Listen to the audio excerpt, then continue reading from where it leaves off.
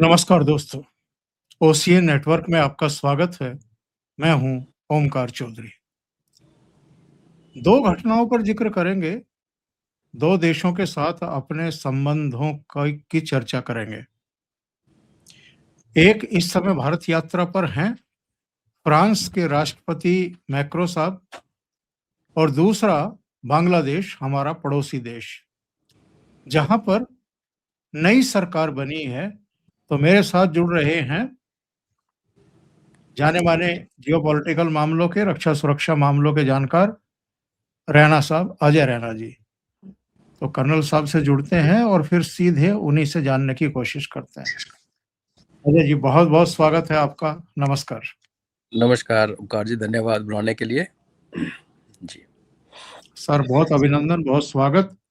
तो फ्रांस पर भी चर्चा करेंगे, लेकिन पहले बांग्लादेश पर ज़रा चर्चा कर लें। जब इनकी माताजी का इंतकाल हुआ था, तो हमारे विदेश मंत्री गए थे और एक शोक पत्र भी उनको सौंपा था। अभी उन्होंने शपथ ली है, तो स्पीकर महोदय गए हैं, ओम बिरला जी, साथ में विदेश सचिव गए हैं।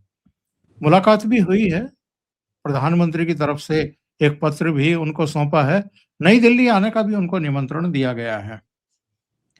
उन्होंने जो शुरुआती बयान दिए हैं, उसमें कहा है कि हम वैश्विक समुदाय के साथ जो रिश्ते हैं, उनमें संतुलन साधने की कोशिश करेंगे और घरेलू मोर्चे पर शांति स्थापित करने की कोशिश करेंगे, आर्थिक मोर्चे पर चीज़ों को ठीक करने की कोशिश करेंगे। भारत के साथ जो इश्यू रहे हैं अजय जी पिछले 18 महीनों में और भारत की जो चिंताएँ रही हैं, कई तरह की भारत ने पाबंदियाँ भी उस पर लगाई हैं, जो हमारे क्षेत्र से होकर के उसका व्यापार होता था, क्योंकि उसकी हरकतें ही ऐसी थी। अब आप आगे क्या देख रहे हैं? ओमकार जी, जब तक कोई अनअकाउंटेबल हो, कोई पूछने वाला ना हो, सत्ता में ना हो, तो वो बड़ी-बड़ी बातें करता है। खैर, इसने तो हमारे यहाँ हथियार भी सप्लाई किए नॉर्थ ईस्ट में। इसकी हिस्ट्री तो काफ़ी चेकर्ड है। बट आई थिंक उस लेवल पे हमें कुछ ज़्यादा इमोशनल और भावुक होने की ज़रूरत नहीं होती, because diplomatic level, international level पे इमोशंस की जगह कोई नहीं होती। तो अगर मैं उसको एज़ ए पर्सन देखूँ, तो उसके पास चॉइस नहीं है। उसको हमारे साथ रिलेशन बढ़ाना पड़ेगा। रीज़न, बांग्लादेश को अगर अपना स्थिति को ठीक करना है, टर्न अराउंड करना है, क्योंकि इस टाइम भुखमरी, lack of resources, industry shut, हर तरफ से बांग्लादेश परेशान है। अमेरिका वाले बाहर बैठ के शाबाश शाबाश जैसे डराते हैं ना जंगली जानवरों को, कुत्ते को, उनके पीछे वो कर सकता है। एक लिमिट के आगे जो डिपेंडेंसी बांग्लादेश की हमारे ऊपर है, वो बांग्लादेश उसको इनकार नहीं कर सकता। तो एज ए पर्सन उसके पास चॉइस नहीं है, उसको हमारे साथ निभानी पड़ेगी। लेकिन इसमें एक प्रॉब्लम है। प्रॉब्लम ये है कि हमें ये देखना पड़ेगा कि ये सिचुएशन बनी कैसे, कि ये सत्ता परिवर्तन हुआ, जो भी हुआ, इसके पीछे सीआईए, आईएसआई पाकिस्तान और उनका जो फ्रंट है जमायत, वो जो जमायत है वो 70 सीटें लेके पहुंच गई है, प्लस वो 6-7 एनसीपी वाले, मतलब आप समझ के मानिए 80-85 सीट्स हैं 300 में से, जो कि ऑलमोस्ट 1/3 के आसपास है। और भी जो इंडिपेंडेंट कुछ सपोर्टर्स होंगे, पता नहीं उनके बारे में। ये लोग जो हैं, ये इसका काम करने नहीं देंगे। क्यों? अगर ये भारत से संबंध ओपनली बढ़ाने की कोशिश करता है, तो सबसे पहले बोलेंगे शेख हसीना को वापस लाओ, जो ऑलरेडी शुरू हो गया।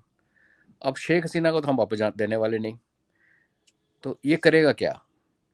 अगर ये भारत की तरफ झुकता है ज़्यादा, not only Jamaat Sheikh Hasina point बनेगा, फिर सीआईए और पाकिस्तान भी अनकंफर्टेबल होगा। दूसरी प्रॉब्लम ये है कि अगर ये समझदारी दिखाता, कहता मैं भारत से रिश्ता नहीं करता, चलो ऐसी की तैसी, मैं चाइना से दोस्ती करता हूँ, तो चाइना के खिलाफ ऑपरेशंस म्यांमार में बांग्लादेश के बेस से हो रहे हैं, अमेरिकन के द्वारा सप्लाई लाइन्स यहाँ से जा रही हैं, तो उस तरफ भी गदर है। अमेरिका का अपनी प्रॉब्लम ये है कि एक लिमिट के आगे, जैसे मैंने कहा, वो उसके आगे आके बांग्लादेश की सपोर्ट नहीं कर सकता। तो लॉजिकली अगर आप देखें, तो बड़ा एक उसको बैलेंस बना के चलना पड़ेगा। अगर ये जमायती ना होते बांग्लादेश के अंदर, उस पर जो प्रेशर ना पड़ता, तो शायद ये बैलेंस कर भी लेता, जैसे पाकिस्तान करता आया है। जमायती इसके टूल्स जो हैं, वो सीआईए और आईएसआई पाकिस्तान का काम करेंगे। और एक अच्छी बात बांग्लादेश में हमें प्रेज करनी चाहिए, वो ये है कि वहाँ की फ़ौज भी हमारे जैसी फ़ौज के सिद्धांत पे चलती है। उसने अभी तक इंटरफेयर नहीं किया है। प्रॉब्लम ये है कि वो सब ठीक है, इंटरफेयर नहीं किया, लेकिन उनकी फ़ौज इतनी पावरफुल नहीं है कि वो जमायतीज़ को काउंटर कर सके। या अपने स्ट्रीट पावर द्वारा शुरू कर दी अगर जमायतीज़ ने किसी मुद्दे पे उठा के, तो वही लड़के लड़कियां कॉलेजेस के जिसको जमायती के साथ मिलकर जिन्होंने सत्ता चेंज की थी दोबारा गली में आएंगे।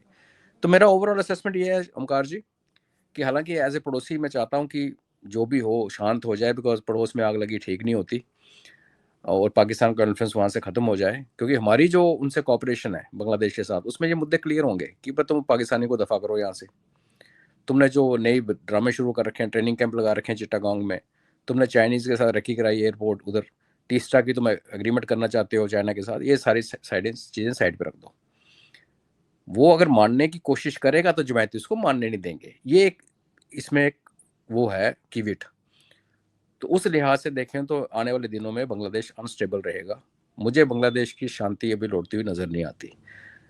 हो सकता है कि साल 1.5 साल में यहाँ फिर दोबारा सत्ता चेंज हो जाए, बिकॉज रहमान अगर इंडिपेंडेंट चलना चाहेगा तो उसको वर्ल्ड पावर जैसे अमेरिका सबसे ऊपर है उसमें वो चलने नहीं देगी।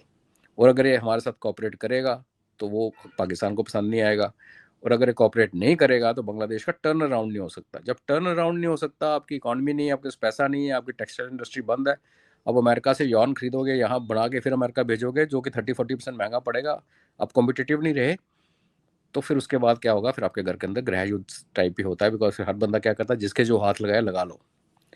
तो मुझे बांग्लादेश एक अनसर्टन फेज में जाते हुए नज़र आ रहा है, क्योंकि अगर मेरी जो समझ ये कहती है कि अगर इनका जो सीएए का या डीप स्टेट का प्लान ये था कि यहाँ पे एक हंग असेंबली पार्लियामेंट बनती, कुछ बीएनपी लेती, कुछ जमायत लेती, कुछ एनसीपी लेती, और उस शमौजल में उनका जो मेन बंदा है जिसका नाम मोहम्मद यूनुस है उसको ये प्रेसिडेंट बना देते। और यूनुस ने प्रेसिडेंट बनने के एंटीसिपेशन में उसने जो रेफरेंडम कराया था जिसमें सारी ही पावर्स प्रेसिडेंट के लिए रख रखी थी, ये सारा उस गेम का नतीजा जिसको इसने उठा के रहमान ने उठा के बाहर फेंक दिया कि हम नहीं मानते। तो अगर ये हम नहीं मानते वाला जो पहला स्टेप जो उसने लिया है, वो अगर आप बिल्कुल निष्पक्ष होकर देखें तो वो स्टेप है डीप स्टेट के खिलाफ, कि हम इस रेफरेंडम को नहीं मानते, हम तुम्हारे बंदे को प्रेसिडेंट नहीं मानते। तो इसका क्लेश मुझे लगता है कुछ घंटों में इधर से शुरू हो जाएगा। तो बहुत एक कहता है ना कि पतली सी रस्सी के ऊपर बंदा चल रहा है, उस रस्सी पर किसी ने तेल लगा रखा है, तो बैलेंस करेगा तो भी बड़ा मुश्किल होगा। बाकी आने वाला समय बताएगा, ये मेरी इनिशियल असेसमेंट है। और फिर हम ये भी ना भूलें कि चाइना का फैक्टर भी देखिए आप। चाइना इनका टेक्सटाइल के लिए यॉन सप्लाई करता था, मेजर सप्लायर वो था। हमारे यहाँ गलत बोला जाता कि भारत सबसे बड़ा सप्लायर था, चाइना इसका मेन सप्लायर बन चुका था। पानी का एग्रीमेंट का टीस्टा का है, उधर हमारी भी वाटर ट्रीटी ड्यू है रिन्यूअल के लिए। चाइना को आघात बढ़ा हुआ है यहाँ पे, 4.5 बिलियन तो उसने पिछले 2-3 साल में लगाए थे, वो सारे निकल गए हाथ से। 500 कुछ की फैक्ट्री थी वो ठप हो गई, चाइनीज़ लोगों की इन्वेस्टमेंट मारी गई। और सबसे बड़ी बुरी बात ये हुई कि अब अमेरिका जो है वो बांग्लादेश का बेस यूज़ करके अराकान आर्मी को सप्लाई करके एंटी चाइनीज़ ऑपरेशन करा रहा है बर्मा के अंदर, सीमैक बंद करवा रहा है। तो चाइना भी चुप बैठेगा, क्यों? चाइना मास्टर है प्रॉक्सी गेम खेलने का, पीछे रह के लड़ने का। तो किसी भी हालत में मुझे ना कोई ज़्यादा मतलब मन तो नहीं करता पैसिमिस्टिक होने का, बट मुझे कोई ऑप्टिमिस्टिक जैसी चीज़ नज़र नहीं आ रही। बाकी देखते हैं जी। अच्छा, एक और घटना हुई है। विक्रम मिस्री साहब ने, जो जमात के प्रमुख हैं और इस समय नेता प्रतिपक्ष बनाए गए हैं, उनसे मुलाकात की है जाकर के। कोई जी मैसेज दिया है भारत की तरफ से उनको? क्योंकि एक विचार ये भी बन रहा था ना कि भई भारत सीधे जमात से बात क्यों ना करे? क्योंकि सबसे ज़्यादा खुरापात जमात कर रही है वहाँ पर, भारत विरोधी जो भी गतिविधियाँ रहती हैं, हमले करने हों, तमाम दूसरी चीज़ें हों, और इसके अलावा पाकिस्तान भी उसी के ज़रिए वहाँ पर घुसपैठ भी कर रहा है, अपना फिर से वर्चस्व स्थापित करने की कोशिश कर रहा है। तो क्या भारत ने विदेश सचिव के ज़रिए जमात का जो चीफ है, उस तक कोई मैसेज पहुँचाया है क्या? इसमें 2-3 इश्यूज हैं ओंकार जी। एक तो प्रोटोकॉल का इशू है, ये मतलब इन ऑर्डर है कि अगर आप एक इनॉग्रेशन हो रही है किसी की और उसकी अगर एलओपी पहले ही बन चुका है, रेडी है, तो आपकी जो टीम जाती है उसमें से कोई जाके उसको मिल लेगा। वो तो एक प्योर प्रोटोकॉल का बात है। लेकिन इसको लार्जर कॉन्टेक्स्ट में देखें तो जमात इस्लामी बांग्लादेश क्या है? जमात इस्लामी बांग्लादेश, जमात इस्लामी हिंद, जमात इस्लामी पाकिस्तान और जमात इस्लामी कश्मीर, ये 4 ऑर्गेनाइजेशंस एक ही थैली के चट्टे बट्टे हैं। इनकी सोच, इनकी जो ड्रीम्स सब सेम है। उस लिहाज से देखें तो अगर मैं बड़ा सुनने में बुरा लगेगा दर्शकों को कि अगर हमारे अंदर जो जमायत वाले हैं हम उनको तो काबू कर नहीं सके, तो अगर हम सोचते हैं कि उनको काबू करेंगे जिनके पीछे आईएसआई का पूरा हाथ है, कोशिश करने में हर्ज कोई नहीं है।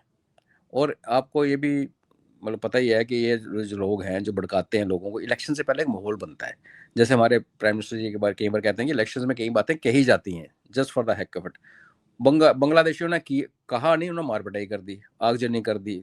कि उनको डर क्या था कि पहले जब अवामी लीग जब आई थी तो उसने काफ़ी सारे जमायती टांग दिए थे फांसी पे, क्योंकि पर्सनल दुश्मनी थी, उसके फैमिली को मारा हुआ था शेख हसीना की, तो उसने 90-90 साल के जमायती भी टांग दिए। तो इनको ये डर था कि अगर हमने ये एक ब्रूट मेजॉरिटी के साथ गवर्नमेंट आती है तो कल को ये ना हो कि हमारे पीछे पड़ जाए। तो इन्होंने वो सारे उपद्रव मचाए, जिहादियों को तैयार किया, जिहादियों ने वोट भी तो दिया है। 77 सीट्स कम नहीं है, जैसे मैंने कहा, प्लस इसके 6 एनसीपी के, प्लस जहाँ ये हारे भी हैं तो ऐसा नहीं कि 2-2 3-3 लाख वोट से हारे हैं। वो मार्जिन में अगर आप स्टडी करेंगे आफ्टर इलेक्शन तो लगेगा कि ये इनकी एक पकड़ है जमायत के अंदर। उस तरीके से उनको तरजीह देनी, उनको थोड़ा सा हवा में रखना एक अच्छा सिस्टम है, आप कर सकते हो ट्राई। मुझे इससे कुछ ज़्यादा निकलता हुआ नज़र नहीं आता, बिकॉज उनकी जो सोच है ना, वो उस सोच में देश की आइडेंटिटी है ही नहीं। उस सोच में कैलिफेट बनना है, गजवाए हिंद होना है और दुनिया भर के पूरे इस्लामिक राज होना है। उस स्कीम ऑफ थिंग्स में कोई भी डेमोक्रेटिक कंट्री या सो कॉल्ड सेकुलर कंट्री उसमें फिट ही नहीं बैठती। जिस दिन जमायतियों ने हमें एक्सेप्ट कर लिया ओमकार जी, तो उनका बेस खत्म हो जाएगा।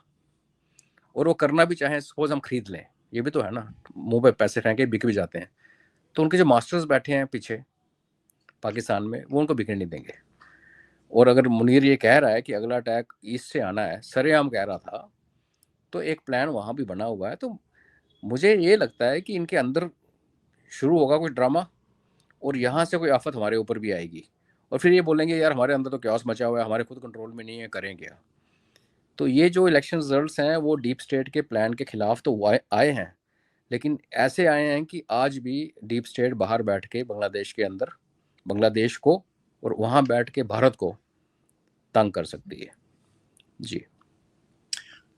मोहम्मद यूनुस को अगर लात मार के बाहर निकाला गया है, और जैसा आपने कहा कि ये डीप स्टेट को भी, और जाहिर है सीआईए और अमेरिका को भी एक झटका है रहमान की तरफ से। जो गेम वहाँ अमेरिका खेलना चाहता था यूनुस को बैठा करके, उसमें वो कितना कामयाब हुआ, नहीं हुआ, आगे क्या स्थिति होगी, उसके संकेत रहमान ने दिए हैं। लेकिन जिस तरीके से वहाँ पाकिस्तानी जर्नल्स के दौरे शुरू हुए थे अजय जी, जिस तरह पाकिस्तान फिर से 1971 से पहले वाली परिस्थितियां निर्मित कर रहा था और एक तरीके से उसको पूर्वी पाकिस्तान में परिवर्तित करने की साजिशों में जुट गया था। और जो मुनीर का आपने अभी जिक्र किया कि पूर्वी साइड से जो है इस बार वो कुछ खुरापात करने के बारे में सोच रहा है। क्या पाकिस्तान का जो ये अतिशय हस्तक्षेप है, जो घुसपैठ है, जो साजिश है, इसमें बहेगा आगे नया प्रधानमंत्री या अपना दामन छिड़कने की कोशिश करेगा? देखिए, इसके पास अभी यंग है ये कंपैरेटिवली, देखा जाए तो अगर ढंग से शासन करे तो 15-20 साल तो कहीं नहीं गए। और पावर में कौन रहना नहीं चाहता। पावर में रहने के लिए उसको हमसे, जैसे मैंने कहा, दुश्मनी नहीं चल सकती, हमसे उसको हाथ मिलाना पड़ेगा।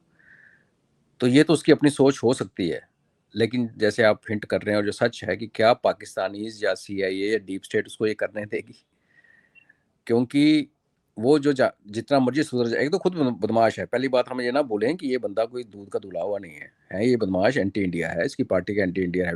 उसमें गलती हमारी भी है कि हमने एक ही पार्टी पे इन्वेस्ट किया, बाकी वो छोड़ दिया। वट एवर जो हो गया वो हो गया। तो ये सुधारने की कोशिश करेगा भी तो इसको चलने नहीं दिया जाएगा। वही मैं कह रहा हूँ, जिस दिन इसने थोड़ी दिमाग से काम लगाया, बांग्लादेश के बारे में सोचा, तो जो गुर्गे इसके अंदर बैठे हुए और जिनकी तारें जुड़ी हुई हैं बाहर वालों के साथ, वो इसको चलने नहीं देंगे। और देखिए, जब पाकिस्तानी जनरल्स आए थे तो एक ही एजेंसी थी बांग्लादेश में जो खुश नहीं थी, वो थी पाकिस्तान आर्मी। इसलिए मैंने कहा शुरू में कि हमारी आर्मी की तरह उनकी आर्मी भी इसमें अंदर कोई इन्वॉल्व नहीं हुई, लेकिन वो तगड़े नहीं हैं। अगर इसके पास तगड़ी फौज होती और अपने जमातियों को ये काबू कर लेता और पाकिस्तान को बोलता तुम जाओ जहाँ जाना, मैं तो भारत से कर रहा हूँ, तो हो सकता, क्योंकि आप डिफेंड कैसे करोगे, आपके पास इकोनॉमिक्स तो है ही नहीं, पैसा आपके पास है नहीं, इकोनॉमी टूटी हुई है, आपको बाहर से पैसे लेने हैं, चाहे चाइना से लें चाहे अमेरिका से लें। अंदर आपके पास जब स्ट्रीट पावर का जवाब देने के लिए आपके पास फौज ही नहीं है, पर्याप्त ही नहीं है, और जो आपकी पुलिस है वो टोटली डिफंक्ट है। हाँ, अगर अब ये बात आती है कि भाई आप रियल पॉलिटिक की, मुझे कोई पूछे भाई क्या कर सकते हो एज ए भारत, तो मैं कहूँगा कि मैं इनको ऐसे संसाधन दे सकता हूँ कि ये अपनी एक अच्छी फोर्स तैयार करे, पुलिस फोर्स, आर्मी नहीं, क्योंकि इनकी आर्मी कल को हमारे को उल्टा आंखें दिखाएगी। जो इनकी जिसको हमारा जैसे पैरामिलिट्री फोर्सेज हैं, उसको अगर अगले 5 6 8 महीने 1 साल में स्ट्रॉन्ग किया जाए, स्ट्रॉन्ग इनफ। पर उसमें जुआ क्या है ना, आप देखिए अफगानिस्तान में अमेरिकन आए, उन्होंने अफगान नेशनल आर्मी बनाई, 20 साल बनाई, ट्रेन किया, साथ में काम किया, जैसे ही पलटा, पासा पलटा, वो सारे के सारे तालिबान में मिल गए। तो ये रिस्क यहाँ पे रहता है, देखते हैं क्या होता है, थोड़ा अनसर्टन सा टाइम है ओमकार जी। शायद अगले 6-8 महीने में कोई दिशा और कोई इनकी पोजीशन देखने को मिल जाएगी कि ये करना क्या जी चाहते हैं। जी। और अगर अगर आसिम मुनीर ने जो वो चाह रहा है उसको अमल में लाने की कोशिश की पूर्वी क्षेत्र से, तो क्या वो सिचुएशन आएगी कि पाकिस्तान तो पिटेगा ही, साथ में बांग्लादेश भी पिटेगा और ये चिकन नेक का जो अधूरा एक काम है ये भी पूरा होगा? पिटाई अगर ऐसा होता तो पिटाई निश्चित है, पर मैं ना चिकन नेक का एक्चुअली थोड़ा सा, मैं हमेशा अलग व्यू रखा है मैंने। अभी हमारी सरकार ने कह दिया कि वहाँ से अंडरग्राउंड हाईवे और अंडरग्राउंड रेलवे लेके जा रहे हैं, जो कि बहुत बड़ी वल्नरेबिलिटी को एड्रेस कर लेगा। वहाँ जो हमारा पार्ट है, जो कॉरिडोर है, उसके अंदर डेमोग्राफी चेंज बहुत ज़्यादा हुआ है। और मैं 2 साल से बहुत बार अभी तो बोलता ही नहीं हूँ, मैंने बोला था कि नॉर्थ बंगाल को बंगाल से अलग कर दो, वेस्ट बंगाल के 2 टुकड़े करो, जैसे यहाँ मैं कहता हूँ कश्मीर और जम्मू अलग कर दो। ये नेशनल रिक्वायरमेंट्स हैं, लोग समझे ना समझें, जो मर्जी जिस मर्जी एंगल पे ले जाएं, आपको बंगाल से नॉर्थ बंगाल को अलग करना पड़ेगा, और वहाँ पे आपको कुछ ऐसे मेजर्स करने पड़ेंगे कि वहाँ पॉपुलेशन आपके काबू में रहे। अगर हम सिर्फ ये बोलने के लिए कि हमें जो 22 किलोमीटर को अपने 60 किलोमीटर या 100 किलोमीटर करना है, अगर हम उसकी धरती ले लेते हैं ओमकार जी, तो वो जो लोकल पॉपुलेशन है, क्योंकि बांग्लादेश बहुत डेंसली पॉपुलेटेड देश है, लद्दाख की तरह नहीं है, राजस्थान की तरह भी नहीं है, मतलब वहाँ पे कहते हैं ना पत्थर फेंको तो 4 बंदों को लगता है, इतनी डेंसिटी है। तो आपकी ये जो पॉपुलेशन है, अगर आप थ्योरेटिकली मान लो कि आपने 22 किलोमीटर को 70-80 किलोमीटर उसमें ऐड करने हैं, 100 किलोमीटर तो करोगे ही अगर इतना पंगा लेना, 80 किलोमीटर की जो पॉपुलेशन है वो कहाँ जाएगी? और एक उसका रिप्लिकेशन आएगा जो वहाँ पे हिंदू रहते हैं, कि बांग्लादेश को जब भारत से कोई पंगा लेना होता है, औकात नहीं है तो अपने हिंदुओं को मारना शुरू कर देते हैं। तो उस पॉपुलेशन का हम क्या करेंगे? क्यों मैं ऐसे कह रहा हूँ कि एक तो आपने जो अंडरग्राउंड वाला प्रोग्राम बनाया, बहुत अच्छा फैसला, बड़े दूर की किसी ने सोची। दूसरा ये कि जिस दिन हमें अगर जरूरत पड़ गई, उस कॉरिडोर की जरूरत हमें क्या है, उसकी भी बात कर लेते हैं। पहले भी जब पीस टाइम भी था, शेख हसीना के टाइम पे भी, हमारे मिलिट्री एयरक्राफ्ट बांग्लादेश के ऊपर से नहीं उठते थे, जो हमारी संधि थी उसके हिसाब से हमारे सिविल एयरक्राफ्ट जाते थे। हमें ये खतरा था कि किसी टाइम पे चीन नेपाल में घुस गया, अगर नेपाल से होकर उस कॉरिडोर को तंग करेगा, तो कल को अगर चाइना के साथ हमारा प्रॉब्लम होगा, कॉरिडोर की जो अहमियत है ना वो चाइना के खिलाफ है, बांग्लादेश उसमें कोई गेम नहीं है। हमारी फोर्सेज अगर ईस्ट की तरफ जा रही हैं, उनको डिसरप्ट करने के लिए चाइना इस कॉरिडोर को काट सकता है या तंग कर सकता है, इंटरडिक्ट कर सकता है गोले मार के, जैसे कारगिल में उन्होंने हाईवे को किया था, वो एक पॉसिबिलिटी थी। अगर उस पॉसिबिलिटी से कल को ऐसी सिचुएशन बनती है, तो हमें कौन सी, बांग्लादेश में ऐसी कौन सी ताकत है जो हमें रोकेगी?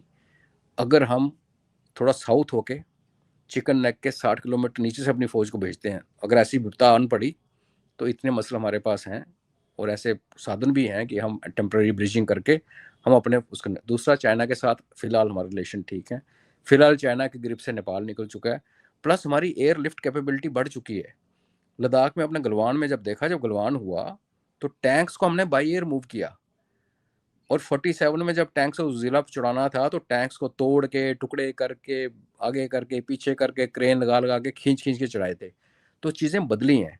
ऐस पहली बात तो यह है कि हमारी ईस्टर्न कमांड जो है, जिसको कलकत्ता में हेडक्वार्टर है, और उसके आगे जो पूरा कोर हेडक्वार्टर्स हैं आगे 3-4, उनको इमीडिएटली किसी रीइंफोर्समेंट की ज़रूरत नहीं है। कल को कुछ हो जाता है चाइना के साथ, तो वो अपने आप में एक कोर जिसको कहते हैं ना, उसके पास लड़ाई लड़ने का सब कुछ होता है, सब कुछ। उसको पीछे देखने की ज़रूरत नहीं होती जब तक कि सिचुएशन ख़राब ना हो जाए। तो पहले तो आप ये मान के चलिए कि कुछ दिन तो वो अपने आप में सफिशिएंट है। जो सप्लाई है वो हमारे पास कैपेसिटी है कि हम बाय एयर कर सकते हैं। हमारे पास कैपेबिलिटी है कि आप अपने युद्धपोतों को बांग्लादेश की खाड़ी में खड़ा करके और वहाँ से हमारे जो जहाज़ हैं वहाँ से टेक ऑफ करके चाइना को ठोक के वापस आ सकते हैं। तो जो चिकन नेक की रेलेवेंस है ना वो बदली भी है। हम थोड़ा सा पुरानी बातों में चले जाते हैं, फिर नाम बड़ा अच्छा लगता है चिकन नेक, सीधा करो, अच्छा ठीक है करो, बट ऐसा नहीं है कि अगर नहीं होगा तो हम मारे जाएंगे, ऐसा कुछ नहीं, वो ऐसा कुछ नहीं है। और बांग्लादेश की तरफ से चिकन नेक के ऊपर हमें कोई आज की डेट में खतरा नहीं।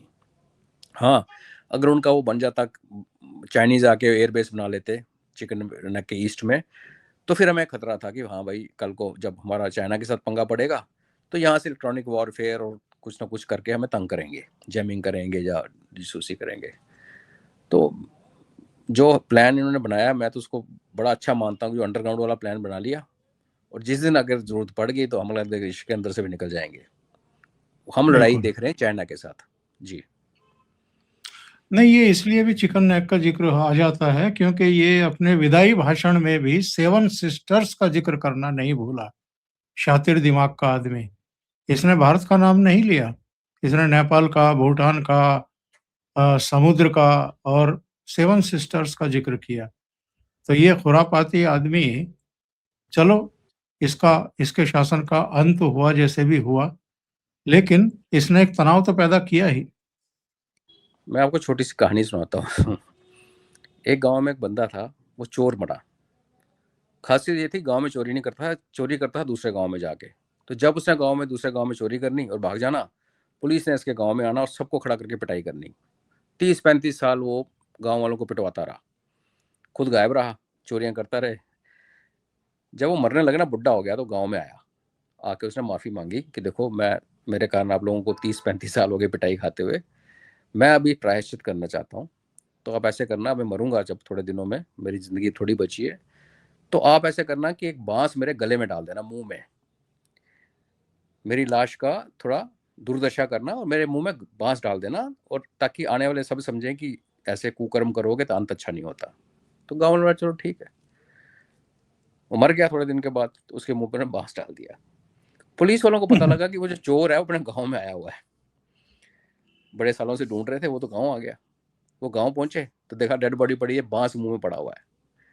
तूने बोला था, तुमने इसको, चोर आया, तुम इतने दुखी थे, तुमने कानून अपने हाथ से ले लिया, हाथ में ले लिया, उसको मार दिया बेचारे को, तो फिर गांव वालों की पिटाई हुई। तो ये हाल है यूनुस मियाँ का। कुछ जो गंद गोलना था गोला, अब जाते जाते वो एक सिचुएशन क्रिएट कर रहा है। और देखिए इसका इम्पैक्ट कितना होता है कि कल जो उसका शपथ समारोह हुआ उसकी बातें कम हो रही हैं। ओम बिरला जी की वहाँ क्या किया, लेटर दिया, वो आपने, चलो आप सीरियस जर्नलिस्ट हो, आप उसमें पहुंचे। और वो फोटो एक आई थी मिस्री साहब की, जमाते उसके बैठा हुआ, वो कोई उसकी बात नहीं कर रहा। टॉपिक क्या है कि यूनुस ने कहा 7 स्टेट्स। तो ये जो अराजकता फैलाना और रिलेशन खराब करना, जो जिस मिशन पे वो आया था और अब वो दफा हो रहा है यहाँ से, तो वो उसी को कहता है ना, गंद डाल के जा रहा है। जी और अब जरा कार्यक्रम के अंतिम भाग में, क्योंकि फ्रांस के राष्ट्रपति भारत की यात्रा पर हैं जी और बड़ा हाइप था उनके आने से पहले कि 114 राफेल हम ले रहे हैं। 114 राफेल लेने का मतलब है कई स्क्वाड्रन हम ले रहे हैं। ऑलरेडी ये कहा जाता है कि भई 42 स्क्वाड्रन की ज़रूरत है, 29 के आसपास, 30 के आसपास स्क्वाड्रन रह गए हैं। हालाँकि ये भी एक धारणा ही है एक तरीके से, क्योंकि ठीक है, जिस तरह के विमान पहले हुआ करते थे, वैसे विमान अब हमारे पास ना होकर के अत्याधुनिक विमान है। 4th और 5th जनरेशन के विमान अब हम ले रहे हैं। तो कितने स्क्वाड्रन की ज़रूरत है, वो तो एक बहस का विषय है। लेकिन 114 राफेल, इसके अलावा एक ऐसा हेलीकॉप्टर दोनों देश मिलकर के विकसित कर रहे हैं, जिसके बारे में बताया गया कि वो माउंट एवरेस्ट की चोटी तक जो है, उड़ सकता है ऊँचाई में। हालाँकि सिंगल इंजन ये हेलीकॉप्टर है और कुछ पनडुब्बी और कुछ रडार, कुछ दूसरी चीज़ें भी। लेकिन इसके साथ-साथ अजय जी, एक और चीज़ें मैं चर्चा में सुन रहा था कि जिस तरीके से रूस के साथ हमारे अस्त्र-शस्त्र को लेकर के रिश्ते रहे हैं, उसी तरह के अब फ्रांस के साथ भी परवान चढ़ाने की तैयारी है और दोनों मिलकर के कोलैबोरेशन में ये काम करेंगे। क्या कोई भी देश, फ्रांस हो या कोई अमेरिका हो या जो भी है, वो रूस का स्थान ले सकते हैं क्या? ये सवाल वैसे देखा जाए तो सीधा जवाब ये आता है कि रशिया हमारा बड़ा पुराना मित्र है, साथ खड़ा रहा है। तो 62 में थोड़ा सा डिबेट है कि रशिया हमारे साथ खड़ा था नहीं था। इतना ज़रूर है कि 62 में भी चाइना को उसने मना किया था कि भारत के साथ पंगा मत ले, और उस चक्कर में चाइना और रशिया का आपस में विवाद हो गया था। अब अगर हम इस पैरामीटर को देख के चलें कि कौन हमारे साथ खड़ा रहा, कब तक खड़ा रहा, किस हालात में खड़ा रहा, तो फिर फ्रांस का भी एक वहाँ रिलायबिलिटी दिखती है। सबसे पहले ये देखिए कि जब 47 में आज़ाद हुए तो फ्रांस ने हमारे साथ डिप्लोमेटिक रिलेशन बनाए। उस टाइम जो पौंडीचेरी थी, जिसको हम पुडुचेरी कहते हैं, और ये कनकल, माहे और यनन, ये 4 कॉलोनीज थी फ्रेंच भारत के अंदर।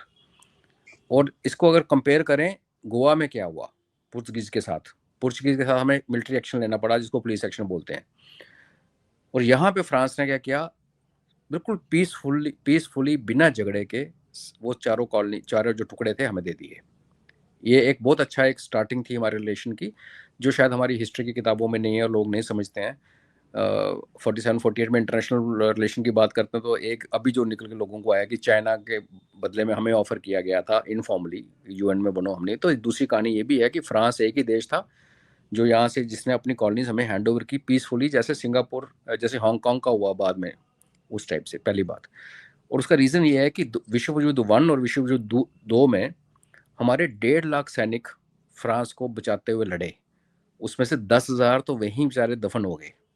तो फ्रांस की हिस्ट्री में, जैसे पोलैंड की हिस्ट्री में गुजरातियों के लिए बहुत एक ऊंचा मुकाम है, उनकी स्ट्रीट्स के नाम हमारे यहाँ के महाराजा के नाम पे हैं, तो उसी तरीके से फ्रेंच अगेन सिविलाइजेशन है ना, पुरानी है, उनको पता है कि उनके बिल्कुल। साथ ठीक है वो हम we were part of British army, but the fact remains जब एक देश के अंदर 1.5 लाख फौज आ जाए दो भागों में, 2 युद्धों में, तो दिखता है, इम्पैक्ट दिखता है। एक बड़ा फेमस फोटोग्राफ भी देखा होगा, हमारे सिख ट्रूप्स मार्च कर रहे हैं और एक लड़की गुलाब दे रही है, पेरिस का फोटो है, वर्ल्ड वॉर 2 का।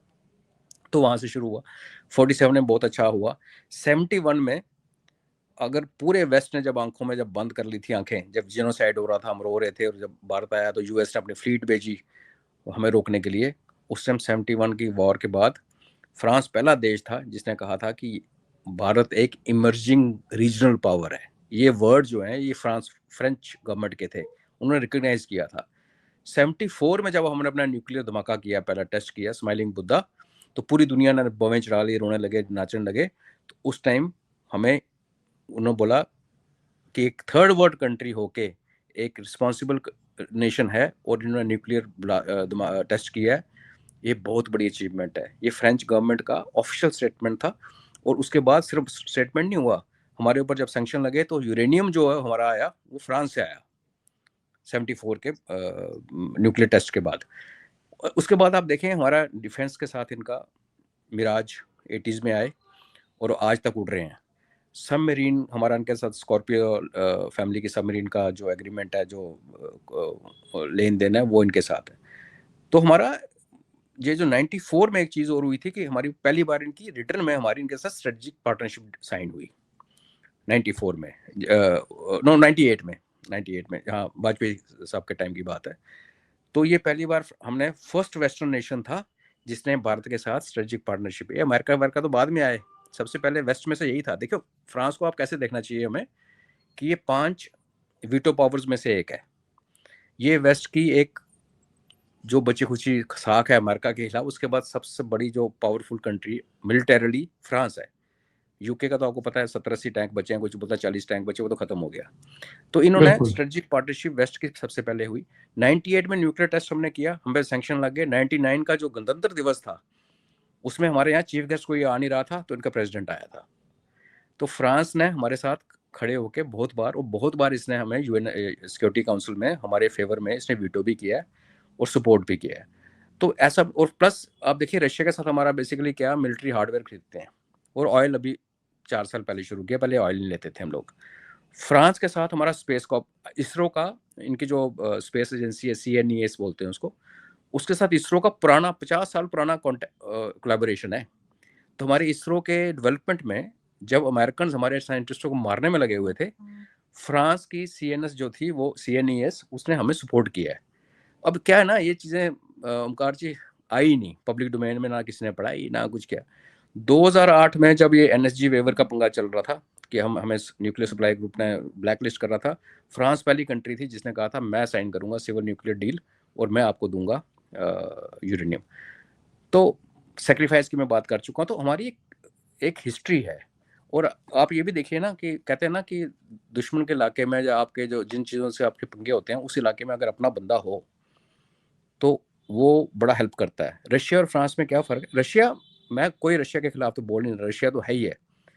रशिया को अमेरिका अपना दुश्मन समझता है, लेकिन फ्रांस को अमेरिका अपना दोस्त समझता है, वो नेटो का मेंबर है। तो नेटो के खेमे में हमारी सपोर्ट में बोलने वाला एक ही कंट्री है, वो है फ्रांस। बदतमीजी करने के लिए एक और कंट्री है नेटो में, उसका नाम है टर्की। वो अलग बात है। तो जब हमारी इनके साथ डील हो रही है, और देखिए जब कल वो जब आके उन्होंने 26/11 के मेमोरियल पे जाके सिर झुकाया, इसको आप नोटिस कीजिए कितनी इंपॉर्टेंट चीज़ है। क्यों? पहले भी प्रेसिडेंट आए, हम भी जाते हैं, हम भी हथियार लेते हैं, हम तो लेते रहते, पहले तो सारा ही बाहर से लेते थे, वो सब होता रहा, बिजनेस एज यूजुअल था। लेकिन बहुत सारे देशों ने वो लाइन हमारे जॉइंट स्टेटमेंट में लिखने से मना किया, जिसमें हम हमेशा लिखते थे क्रॉस बॉर्डर टेररिज्म। बहुत सारे चीफ गेस्ट यहाँ आए, इंक्लूडिंग चाइना, जब जॉइंट स्टेटमेंट बना तो बोला नहीं ये वर्ड मत लिखो, बिकॉज वो वर्ड का निशाना होता था पाकिस्तान।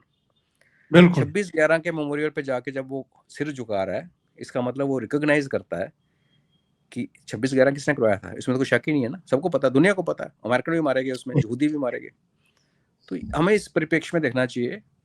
हालांकि उनका भी अपना बुरा हाल है, डेमोग्राफी उनकी पूरी बदल चुकी है, और मैक्रोन साहब भी कब निकल जाएंगे पता नहीं, बट आई वुड से कि बिना, और फ्रांस का एक फायदा और है, हालांकि फ्रांस रशिया के खिलाफ बातें करता है EU के अंदर, बट हम अमेरिका से कुछ लेते हैं या रशिया से कुछ लेते हैं, वो बाइनरी बन जाती है, ब्लैक एंड व्हाइट हो जाता है कि रशिया से ले लो या हमसे ले लो, हमसे किलो। फ्रांस उस पंगे नहीं पड़ता। फ्रांस से हम कुछ लेते हैं तो ना रशिया नाराज होता है, हमने पहले भी लिया है, और ना अमेरिका को फर्क पड़ता है। तो इस हिसाब से देखा जाए तो हम Su-57, जैसे आपने कहा, रोल बदल चुके हैं। 42 स्क्वाड्रन किसी टाइम की रिक्वायरमेंट थी, जहाज़ों का रेंज कम होता था, एक जगह जो जगह जहाज होता था वो अपने सेक्टर में उड़ता था, आजकल ये कहाँ के कहाँ पहुंच जाते हैं। आपको एग्जांपल देता हूँ कि जिस जहाज ने, राफेल ने जब स्ट्राइक किया था भावलपुर पे, तो वो मिसाइल फायर करने के बाद उसको वहाँ खड़े होने की जरूरत नहीं थी, बिकॉज वो अपने आप एक्यूरेसी पे जाती है, अपने नेविगेशन पे।